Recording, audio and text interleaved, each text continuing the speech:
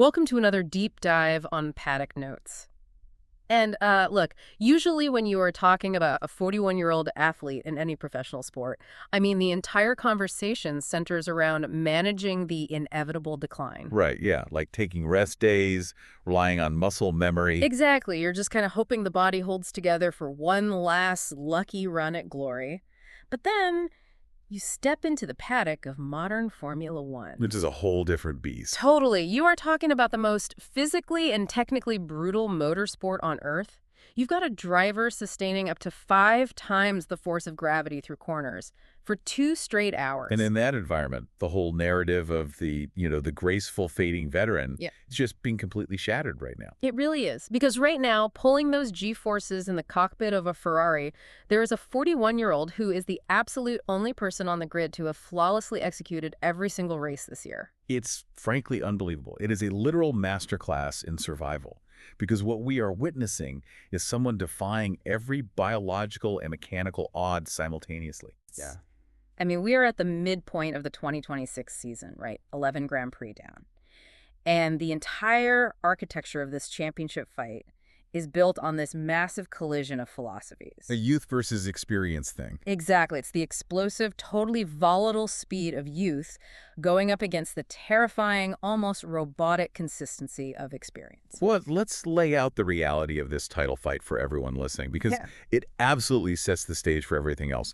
As much as fans love the romance of a seasoned veteran, the sport is just utterly captivated by the flashy new rookie right now. Oh, without a doubt. I mean, Mercedes has unleashed KIMI Antonelli, and honestly, calling him a prodigy almost feels like an understatement at this point. It really does. Look at the stats. After 11 races, he is leading the World Championship with 219 points. Yeah. He's racked up 6 wins, 6 pole positions, and 9 podiums. Which is just an absurd conversion rate for a driver with a decade of experience, let alone someone this fresh. Right. When you watch Antonelli on an onboard camera, it is pure, unadulterated aggression. He operates with that invincible feeling you only have when you haven't, experienced enough catastrophic failure to actually be afraid of it. Yeah, he's totally fearless. Raw speed is the ultimate currency in F1, and he is just spending it everywhere. Which brings us to the massive elephant in the room. Sitting in second place in the championship standings is Lewis Hamilton in the Ferrari. He's got 169 points. Right. Now, we should acknowledge that Hamilton is actually the second most improved driver on the grid this year, behind Antonelli. Because if you look back to this exact point in 2025... Oh, that rocky first year at Ferrari. Yeah, that brutal first year. He only had 91 points and was lingering down in 6th place. So the leap forward is real, and the narrative of him chasing that elusive, record-breaking 8th World Championship to finally surpass Michael Schumacher, it's louder than ever. It is. But I'm not going to pretend this is a fairy tale, like this isn't a movie script. A 50-point gap against a Mercedes that is objectively faster. I mean, in any other era of F1, we would be calling this championship completely over. Whoa. No, seriously, why should you, me, or anyone listening pretend Hamilton is actually a real threat to Antonelli at this stage? I'll tell you why. Because a 50-point gap is an optical illusion when the driver leading the championship has never actually been hunted before. Okay, but 50 points is massive. On paper, yes. 50 points looks like a chasm. That is essentially 2 full race victories where the other guy scores absolutely 0. But the psychology of a Formula One championship battle is entirely different from the psychology of simply winning a single motor race.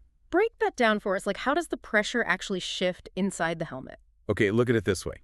When you're a rookie with the fastest car, attacking is easy. You have nothing to lose, so you take the massive risks, right? You dive bomb down the inside at turn 1. Right, you just go for it. Exactly. Yeah. But the moment you are protecting a 50-point lead against the most statistically successful driver in history, the math changes. The pressure bounce. Every time you line up on the grid, you know that a single mistake, a locked brake, a poor safety car restart, a bad pit stop, it could instantly vaporize 25 points. So it gets in his head. Raw speed wins races, but relentless, suffocating consistency is what breaks a rookie's nerve. Because if Antonelli suffers one mechanical failure or a race-ending crash, one DNF, that gap halves overnight. Wow, yeah. And suddenly he looks in his mirrors, and the veteran is right there, having never made a single mistake. So the strategy isn't necessarily to out-qualify the rookie by 0.3 of a second on a Saturday. The strategy is to become a shadow that Antonelli just cannot shake and basically force an unforced error. Precisely. Which makes Hamilton's mindset right now absolutely fascinating. I mean, he won the Spanish Grand Prix this year at the Circuit de Barcelona-Catalunya. He is solidly second in the world. And yet, when he was asked to rate his own performance for the first half of this 2026 season, he gave himself a rating of slightly above average. Which is just, I love that. Right. Calling yourself slightly above average when you are beating 18 other elite drivers on the planet just feels like the ultimate psychological warfare. It really sounds like a humble brag, but it actually reveals the exact mental framework required to win 7 world titles. I mean, Hamilton refuses to look at the championship table. He's ignoring it completely. Totally. He has publicly stated he is strictly operating on a race-by-race mentality.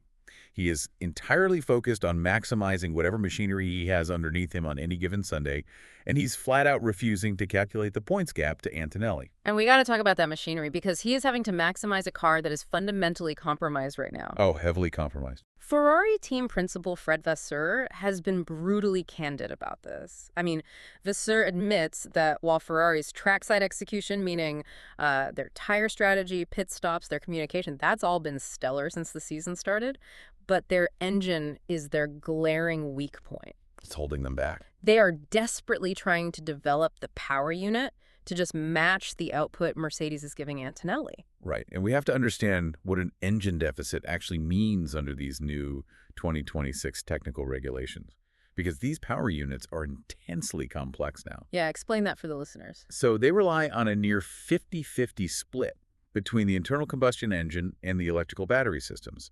If you are down on baseline horsepower, you are forced to deploy your electrical energy way earlier on the straights just to keep up. And then you run out. Exactly. When that battery drains, you hit a figurative brick wall of aerodynamic drag. You become a sitting duck. I mean, just imagine you are sitting in that cockpit. Your heart rate is at 170 beats per minute. You know your engine is weaker than the guy in front of you. It's got to be infuriating. You know that no matter how late you brake, no matter how perfectly you hit the apex of a corner, he's going to pull away from you the literal second you both hit the throttle on a mile-long straight.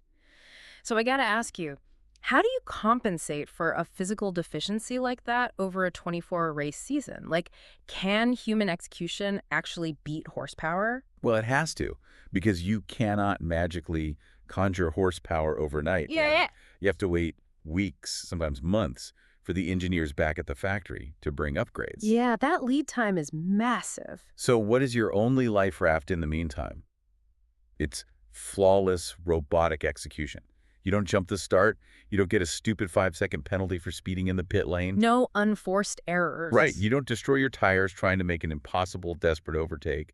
You swallow your pride. You settle for the 12 points of 4th place instead of crashing out while fighting for 3rd. You just wait. You execute perfectly so that when the upgrades finally do arrive, you are still mathematically in the hunt. That demand for absolute perfection brings us to the statistic that I think defines this entire season so far. The thing that genuinely makes him the Iron Man of the modern grid. Oh, this stat is crazy. Going into the summer break, after 11 brutal races across multiple continents, Lewis Hamilton is the only driver on the grid to have scored points in every single race. Under brand new technical regulations, too, where cars are inherently unproven and fragile.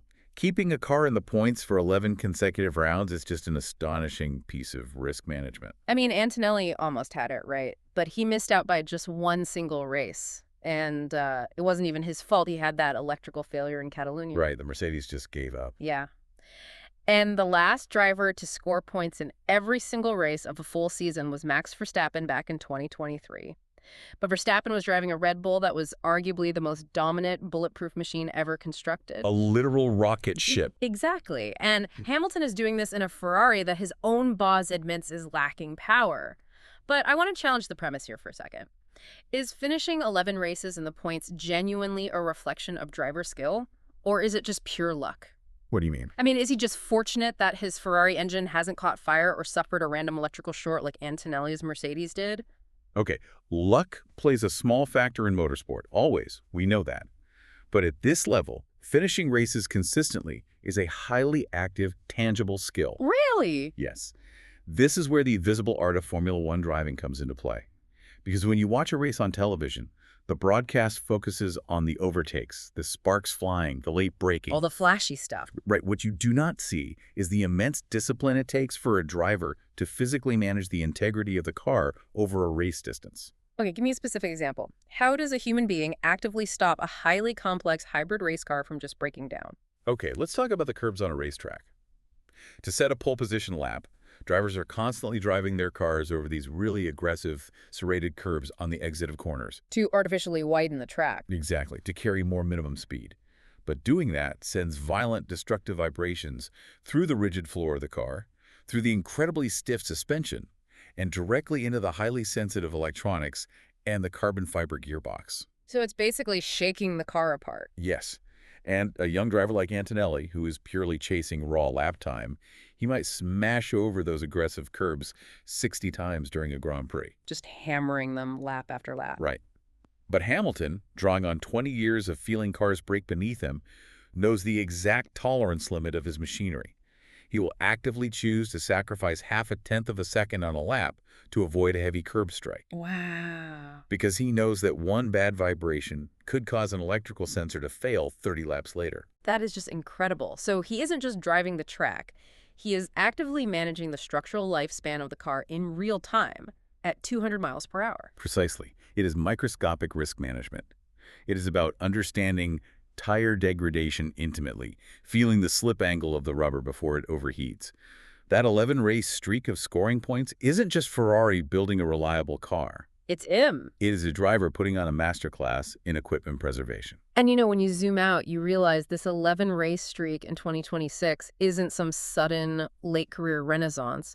This is just the continuation of a 2-decade career built on statistical anomalies of endurance. It really is. We need to unpack the historical data here because these numbers just redefine what is biologically and mechanically possible in this sport. I mean, Hamilton holds the record for the most consecutive race finishes in Formula One history at 63. 63 races without a DNF. That unbroken run lasted from Silverstone in 2018 all the way to his famous crash with Verstappen at Monza in 2021. Though we should probably clarify for the purists listening that the official record books list that streak at 48. Right, because of the technicality of the secure Grand Prix in 2020. Yeah, COVID. The only thing that could stop his streak of finishing races was a literal global pandemic. He contracted COVID-19 and was forced to sit out one race while George Russell drove his car. Which is insane to think about. If a virus hadn't shut the world down, that official streak would be 63. And that ability to cross the finish line translates directly to championship points. He also holds the record for the most consecutive points finishes at 54. Again, unofficially. Right. Unofficially, of course, stopping at Azerbaijan 2021, where he finished the race but made that brake magic mistake on the restart and didn't score. But the official record book says 48 because of that Sakir absence. Regardless, though, the driver in second place all-time for consecutive points finishes is Oscar Piastri with only 44. And the terrifying thing for Antonelli right now is that Hamilton is already quietly building a brand new streak. Oh, yeah, he's at 12 right now, right? Yep. He currently has 12 consecutive points finishes dating back to Abu Dhabi at the end of 2025. I mean, Max Verstappen had a monumental 43 race point streak from Imola 2022 to Saudi Arabia 2024. Which just shows the caliber of modern greatness required to even approach these numbers. Exactly. But out of all the statistics, the one that truly cements this concept of the human machine, like the one that absolutely floors me, is consecutive Grand Prix starts. Oh, this one is staggering. Lewis Hamilton holds the all-time record for the most consecutive starts at 265. That spans from his very first race in Australia in 2007 all the way to Bahrain 2020. That is 265 races without missing a single Sunday. I mean, to contextualize how absurd that number is, just look at Fernando Alonso. Right, the guy who basically defines longevity. Alonso is essentially synonymous with endurance in Formula One. But Alonso's best streak was 176 consecutive starts from France 2005 to Abu Dhabi 2014. Still huge, but nowhere near 265. And why did Alonso's streak end? Because of a violent preseason testing crash in 2015 that gave him a concussion and forced him to miss the season opener. So the only current threat to Hamilton's record of 265 is Max Verstappen. Verstappen is sitting at 244 consecutive starts since his debut as a teenager in Australia in 2015. Which is massive in its own right. It is, but for Verstappen to simply tie Hamilton's record, he has to start the remaining 12 races this year and the first 10 races of next year. That is almost another full calendar year of avoiding illness, avoiding injury, and avoiding catastrophic shunts just to match the record. And this entirely reframes how we should evaluate greatness in motorsport, don't you think? How so? We spend so much time debating aerodynamics, wind tunnels, and engine mapping. The classic critique of any dominant driver from the fans is always, oh, it's just the car. Right, you hear that all the time.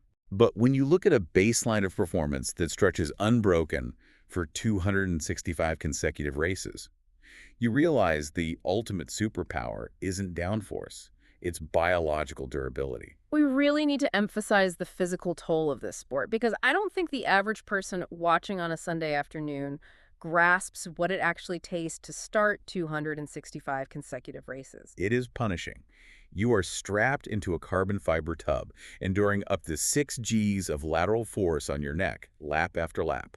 Every time you hit the brakes, your internal organs are thrown forward against the seatbelts. It's basically a localized car crash every braking zone. It is. And your resting heart rate spikes to 160 or 170 beats per minute and just stays there for 2 solid hours. While wearing a fireproof suit. Yes, you are wearing a thick fireproof suit in cockpit temperatures that can exceed 120 degrees Fahrenheit. You're sweating out multiple kilos of your own body weight. And then you add the grueling logistical reality on top of that. Because you are flying from Las Vegas to Qatar, you are battling brutal jet lag. The travel alone destroys you. You are spending 10 months of the year living out of a suitcase, navigating endless media obligations and 4-hour engineering debriefs. And despite all of that physical and mental fatigue, you have to strap your helmet on, react to starting lights in fractions of a second, and thread a car between concrete walls at 200 miles per hour. Without a single mental lapse. Exactly. Never having a single mental lapse that puts you in the barriers. To do that without a single weekend off due to a severe flu, a tweaked muscle, or just a mental breakdown over 265 races, it is unprecedented. You really will not find that level of unbroken endurance in any other major global sport. Not a chance. It is the absolute pinnacle of human resilience. So let's bring this all back to the pressure cooker of this current 2026 season, because the tension right now is palpable. It's incredible. You have a 50-point gap. You have a blazing fast, fearless rookie in Antonelli, who has the sheer pace, but has never navigated the psychological minefield of a title fight. And you have a Ferrari team desperate for the factory to deliver engine upgrades, but operating flawlessly in the pit lane. Exactly. And sitting right in the middle of it all, acting as this relentless metronome, you have a 41-year-old veteran using this historic robotic consistency to hunt down a record-breaking 8th world championship. It is the ultimate test of two completely opposed philosophies. Explosive, unbridled speed against calculated, suffocating endurance. Yeah. And the pressure on the Mercedes garage to maintain that 50-point gap is going to be suffocating. Because they know, statistically and historically, Hamilton simply does not falter. He's just always there. He will be there, in their mirrors, just waiting for the one Sunday they finally crack. It leaves you with such a profound thought to chew on as we head into the second half of this season. As Formula One cars become increasingly regulated and unbelievably complex, with hybrid deployment maps, active aerodynamics, and floor designs dictated down to the millimeter, Right. will the ultimate differentiator between winning and losing actually shift away from the engineers back at the factory? Does the advantage return entirely to the ghost in the machine? Like, to the relentless, error-free endurance of the human being sitting in the cockpit who simply refuses to make a mistake? I mean, at the end of the day, no matter how much money you spend in the wind tunnel, a human being still has to manage the risk, preserve the tires, and drive it across the line. And that is exactly where we are going to leave this analysis. But look, this debate is far from over, and we want you heavily involved in it. Definitely. Yeah. We need to hear your takes. Head over to our social channels right now, find Paddock Notes on YouTube, drop a comment on our Instagram, or stitch our latest TikTok. We want your boldest take. Who is actually walking away with the 2026 crown?